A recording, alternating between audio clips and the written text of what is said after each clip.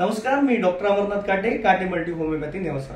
मणक्याचे त्रास, सांधेचे त्रास या संदर्भात उपचार करताना रुग्णांना जे काही समाधान जाणवतं, त्यांना जे काही फरक जाणवतो ते नेहमीच आम्ही आमच्या सोशल मीडियाच्या मार्फत आपणापर्यंत मांडतो, जेणेकरून त्यांना होणारा अति त्रास कसा हळूहळू कमी होत गेला आणि ऑपरेशन कसं टळत गेलं हे आपण इतरांना फायदा करून द्यावा। अशीच प्रतिक्रिया आपण आज घेणार आहोत सुनील बर्डे, जे की आलेले आहेत धुळे येथून। त्यांना अगोदर एव्हीएनचा त्रास होता, खुब्यातील बॉलचा त्रास होता आणि त्यांना काय अडचण यायची आपण त्यांच्याशी चर्चा करूया। नमस्कार सुनील सर, काय होत होतं तुम्हाला? अगोदर मला पायावर नाही करता येत होता, पाय वरती करता येत नव्हता। ओके, आता चांगला वरती करता येतो। म्हणजे याचा अर्थ पाय तुम्हाला उचलत नव्हता। आता तो औषधाचा आपण त्याला होमिओपॅथीचे औषध चालू केले, गाठी होमिओपॅथीचे।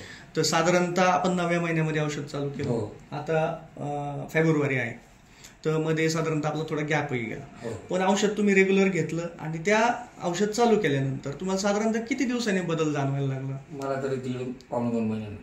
1.5-2 महिन्यानंतर। तर तुम्ही MRI केला होता या गोष्टीसाठी की नव्हता केला? नव्हता केला।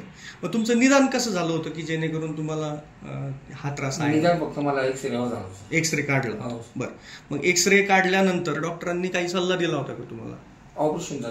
ऑपरेशनचा सल्ला दिला होता।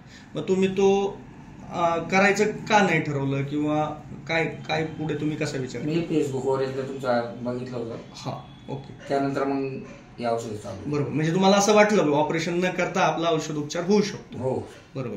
मग तुम्ही माझ्याकडे आलात फेसबुकच्या माध्यमातून, तर आज मी त्याला तुम्हाला जे फरक दिसतोय त्यात आशा वाटते का पुढे आपलं ऑपरेशन टळेल? हो सर, वेदना कमी होताना दिसत आहे? ठीक आहे। अजून आपल्याला बरंच याच्यावरती काम करायचंय, काही दिवस रेग्युलर औषधं घ्यायचे, परंतु आम्ही ह्यामध्ये प्रतिक्रिया घेण्याचं कारण असं की हा फरक होत नाही किंवा खूप उशिरा होता असा लोकांमध्ये गैरसमज असतो।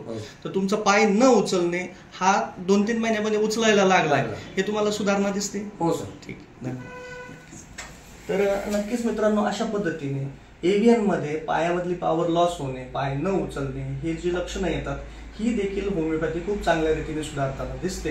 म्हणून ऑपरेशनची घाई होऊ नये यासाठी आम्ही मध्ये पण हे रुग्णांच्या प्रतिक्रिया घेत असतो। माझा पत्ता आहे काटे मल्टी होमिओपॅथी, ज्ञानेश्वर महाविद्यालय परिसर, तालुका नेवासा, जिल्हा अहमदनगर। 9096-317290 या नंबरवरती आपण आपले रिपोर्ट्स पाठवू शकता, व्हॉट्सअप करू शकता।